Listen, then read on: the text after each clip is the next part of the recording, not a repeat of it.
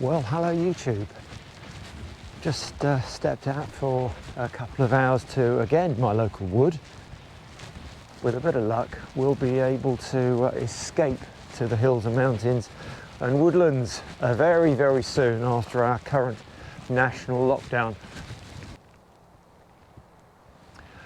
I'm out once again in my reasonably local woodlands, just about 20 minutes, half an hour walk away from home.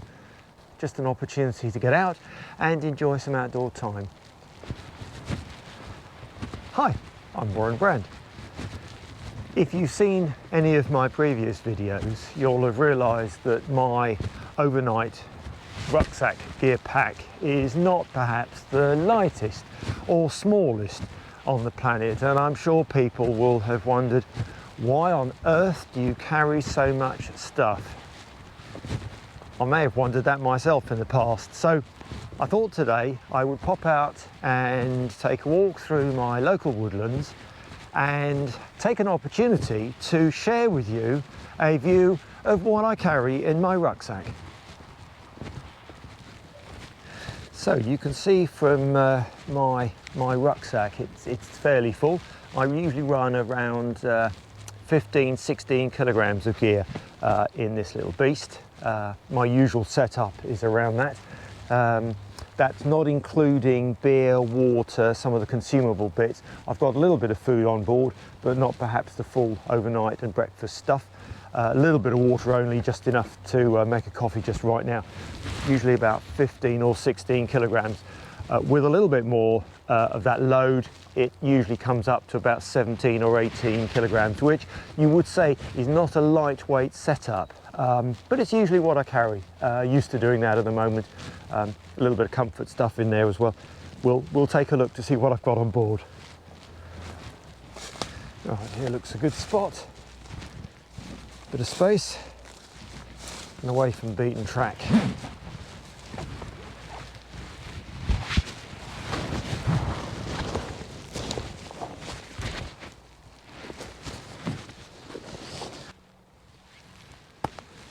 Well, this isn't a technical review of any of the gear that I've got, so I'm not going to go into details, but this is my tried and well-used Berghaus 60. It's a 60 plus 10, so I guess the extra 10 of the side pockets, I don't really know. Over the years, I've adapted where I put things, but you kind of get your own routine, don't you? So this is my routine. So in the top hoop is my waterproof top. I won't bother taking it out. It's just my Carry More waterproof Gore-Tex top. I usually leave it there so that it's very easy to extricate when it's needed. Next layer down in this side slice here is my quick grab space. So I've got a compass, whistle, carabiner. Why I've got a carabiner, who only knows. Knife, that's my piezo lighter. That's not usually there, it's usually in another bag actually. Spare pair of gloves. I carry a spare pair up there just if I need them. A few little bits of rope. You can often use a little bit of rope, drying line inside the tent, or just extra additional fastening, or sometimes I like just tying things together a little bit on the outside of the bag if I need to. Head torch, Olight head torch, spare lace. Not that I use it for laces, sometimes just lashing on. Loo paper, that's pretty well it. Another little bit of rope, string there. Side pockets then. Do carry sometimes a little tri-legged stool. That's not a winter carry, because if it's a winter time, generally I'm holed up in my tent, so you can't sit on a little mini stool in your tent, so that's more of a summertime thing. In my side pockets, two side pockets, each side I have is that a 3/4 litre bottle of water? It's empty today. 3/4 litre bottle this side, 3/4 litre bottle that side, and for an overnight stop I would have those two full. Sometimes I carry another one as well. That's good for cooking and drinking. I also have a drinking bottle that I'll drink out of in my side mesh pocket there. So that's my drinking bottle. In addition, I've got some waterproof trousers, gaiters go in here.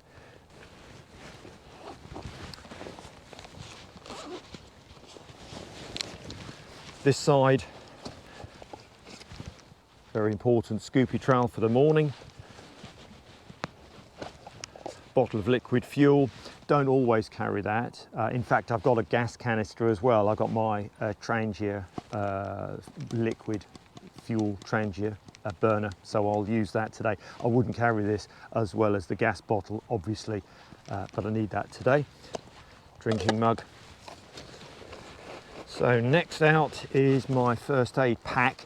It's not a regular first aid pack. I've dispensed with the smaller one I used to carry. I've just marked it with the 2 red tape.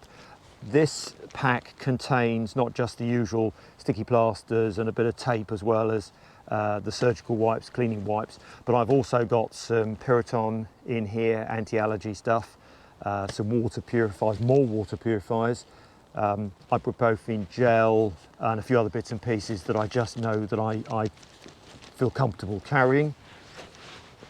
And the other 3/4 litre, I think they're 3/4 litre bottles.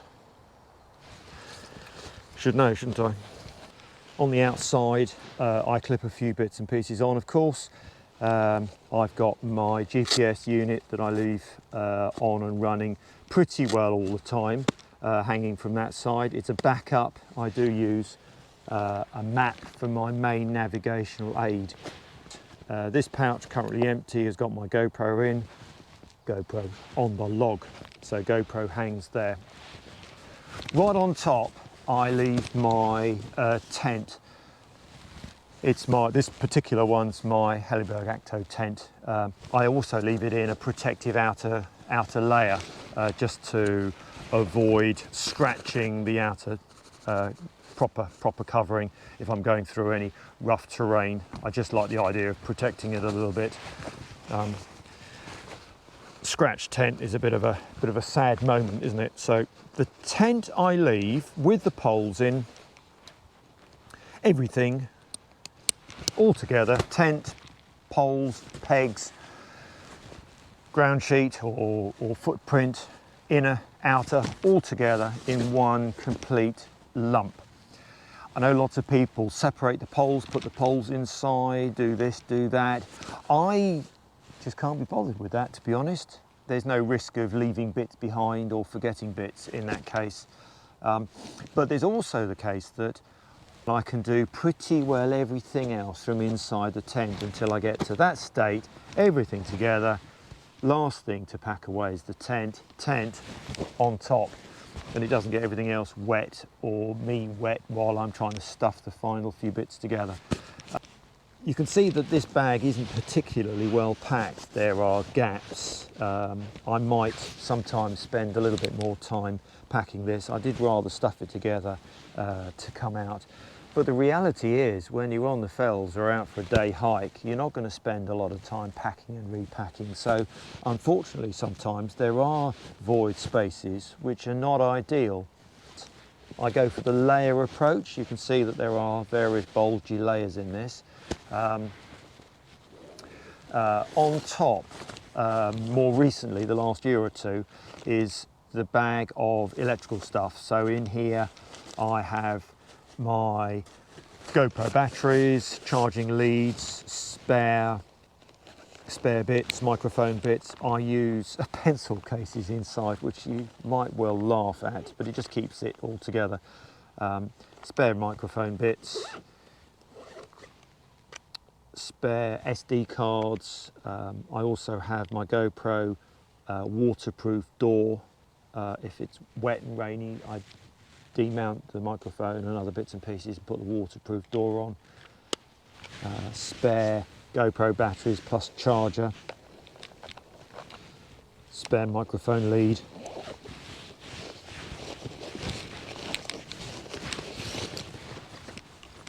Depending on what I think I might be doing, this is my light setup with spare battery. Sometimes the battery brick, which is a 10-ton weight, I don't know how heavy that is, but it's a bit of a beast. but of course you need power backup. Sometimes that will go in my other bag, but in here I've got some charging leads. You can never have too many charging leads, and indeed this one is a 1 to 2 way split, so I can do multiple charging at the same time, so I can charge with this 3 things at once from my charging cube. But I've got lightweight double bracket, I've got a pair of lights, LED lights, great for inside the tent or around filming outside. GoPro's not great at low light, so you need to throw a little bit of extra light at it. I used to use my Olight head torch, but that's very kind of narrow pinprick sort of style lighting. I find these LED lights more diffused and a better setup, but again more bulk and a little bit more weight. Not that there's too much weight in that, it's the battery that takes up the weight. Next out is my old Trangia. Now if you've been watching any of my YouTube clips in the past, you'll have seen that I have a Trangia. In fact, I've got 2 Trangias. This is the Trangia 27, which is the smaller one. I've just recently purchased the bag for my Trangia 25 as well. Waste of money, £6 or £7 for an orange. It's not even waterproof, but it's got the Trangia label on it, and I do quite like the holding it all together. I won't do a review of my Trangia at the moment, but I will get it out because I may well make a coffee in a few minutes' time. Next layer. My green bag is my food bag. I don't always put all of my food in my green bag, and you can see I colour code things, just makes it easier to grab the right bag at the right time. I have bought some food out today, not that I'm anticipating doing any food. My breakfast cereal goes in here. That's rather a lot of pasta. I wouldn't usually bring all that pasta, but I didn't bother decanting any. Quite often I go for a pasta sauce meal. I might do a review of some of the food things I do in due course if anybody's interested in that. This is my Thermalite Neo Air sleeping pad. I've had it, I don't know, 3 or 4 years I think. It's been brilliant. I also have a silver mat to go underneath that as well, but that is at the bottom of my bag. I won't bother getting it out now. Sure you know what one of those is. Brilliant. This yellow sausage is my spare set of clothes, warm clothes. The hard people who like fill walking and go lightweight will say, what's the point of taking too much in the way of spare clothes? That is very dense. That's probably at least 1 kilogram, probably more. I like feeling just comfortable. There's no point being on the fells, being out at night, feeling cold, getting wet and just feeling depressed about everything. So I'm thinking, since I've got the space and I'm fit enough to carry a little bit of extra bulk, I carry a few extra bits. And in here, I won't get it all out, are just a spare set of layers. I've got a spare full-sized fleece. I've got some spare pants, some lightweight trousers, some spare socks, a spare t-shirt, just a spare set. It's also my pillow. These are titanium tins that I carry. I don't always carry both. In fact, I've got my plastic mug, which is out. So I quite often don't carry the plastic mug and this small titanium tin as well. I do like this for carrying food, and this has got my cereal in it as well. And I usually stuff a coffee sachet in there. So I use it not just as a cooking pot, I use it for carrying food as well. And if I've got some decanted food, sometimes if I carry eggs, I'll pop an egg in here wrapped with other food bits as well. But it is a very versatile little cup. This is another titanium pot. I've never used it for cooking. I didn't buy it for cooking. I don't even carry the little handles on it. It currently has this size gas bottle in it. It just fits in there very nicely. I've got larger ones of these. This would do me a couple of overnights easily, including a bit of heating extra water. You might wonder why I've got this titanium pot with the trangia. Good question. I just do. I use this for carrying food as well sometimes. Be time to get the kettle on, I think, very soon. So next up is my blue bag. Inside my blue bag is another bag. It's a bit like the Chinese dolls, really. So the blue bag is just an outer protective waterproof layer. In here is what you would recognise as a shoe bag, but it's really light, and I like the way it's a top opening bag. So in here is my in-tent stuff that I use for cooking and general bits and pieces. So let's dive in. The usual well-known titanium spoon. I actually have, and don't ask why, I've got a relatively ghastly plastic one, and I also have another one. I bought this one first actually. I do like the bottle opener, but I've got another bottle opener. It's lightweight and you can never be short of the odd spoon, so I've got three. In no particular order, I've got some hand gel. I think I've always carried that. Pen, I do like making notes sometimes, and I've got a couple of small bits of paper stashed away as well. Some hand wipes. I have some spare batteries in a bag here. These are standard batteries. I use batteries for my GPS unit. Just in here then is my toothbrush, toothpaste and face flannel. Keep that together. I have one of these hanging water filtration bags. It doesn't purify water, can't drink water from it, but it takes out all the sediment and bits and pieces. I've only used it once or twice. Generally, I aim to carry enough water in the bottles for the overnight trip, but this is a good, useful backup. Of course, then boiled water, and I usually boil it really hard, and also put in some purifying tablets as well. I like carrying just a little bit of drying paper. So this is sort of kitchen paper, tissues, bits and pieces, good for wiping up a mess or a spilt something or other in the tent, drying things.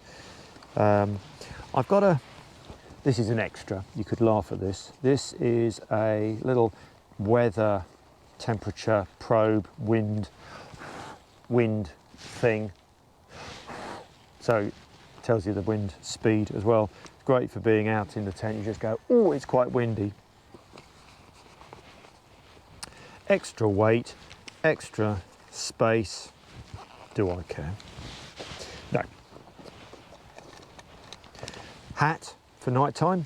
Obviously I can't wear the leather hat in the tent, but I do like a hat. Just keeps the top of the head warm.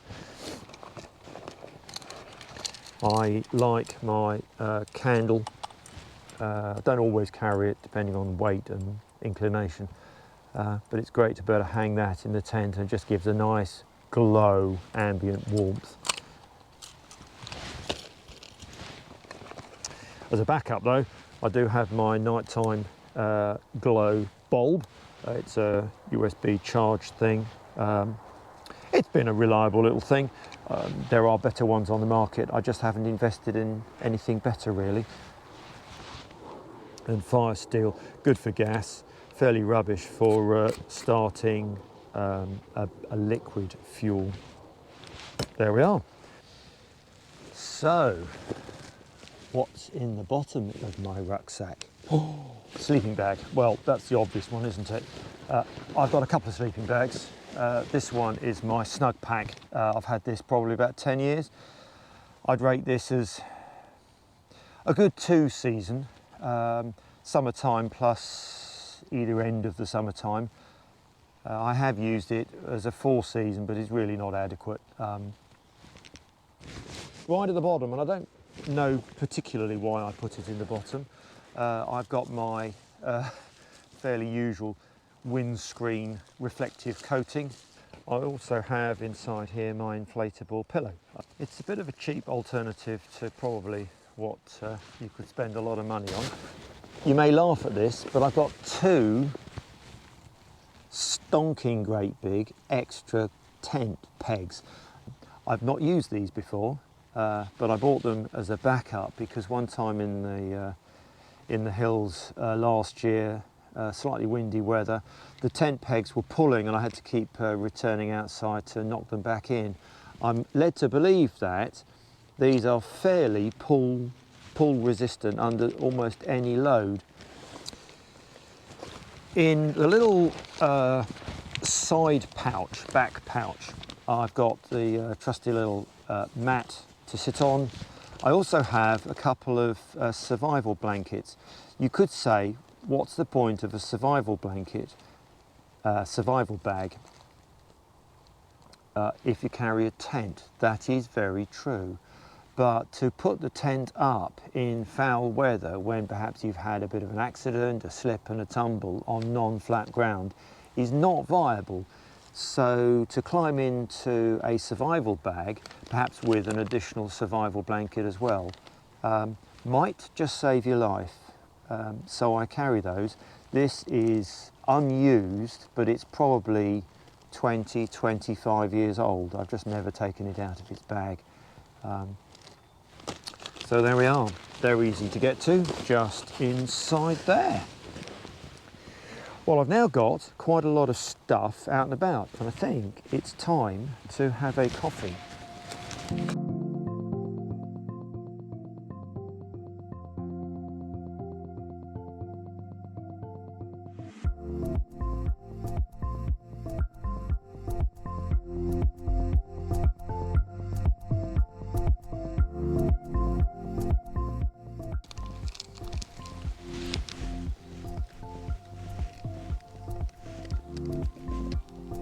Right, while that's brewing, getting ready for my coffee, let's pack all this together again.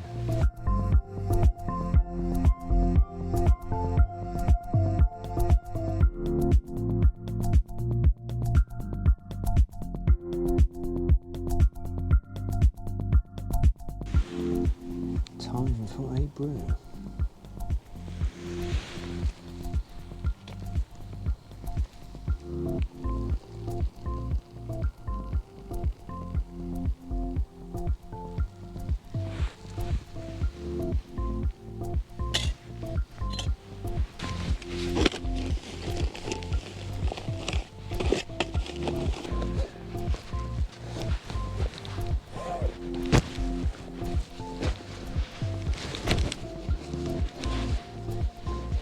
See, not perfect, a few gaps, bag's not quite full though. Never mind.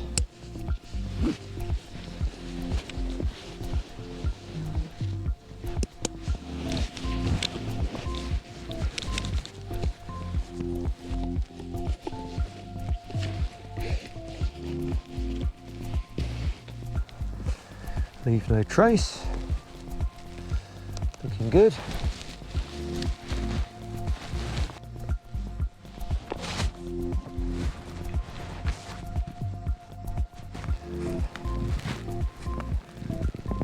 And a coffee to go. Well, there we are. That's what I carry in my rucksack for an overnight wild camp. There are bits that I add sometimes, there are some bits that I will exclude from some walks, and of course I'll form a packing list based on what I think I need for any particular trip. You may be wondering why I carry some of it. You may well predict what I carry. Don't know. Any feedback, any comments, I would very much appreciate. None of that was supposed to have been a technical review on any of the gear I carry, nor is it a recommendation of carrying any of the gear that you've seen. It's just what I do.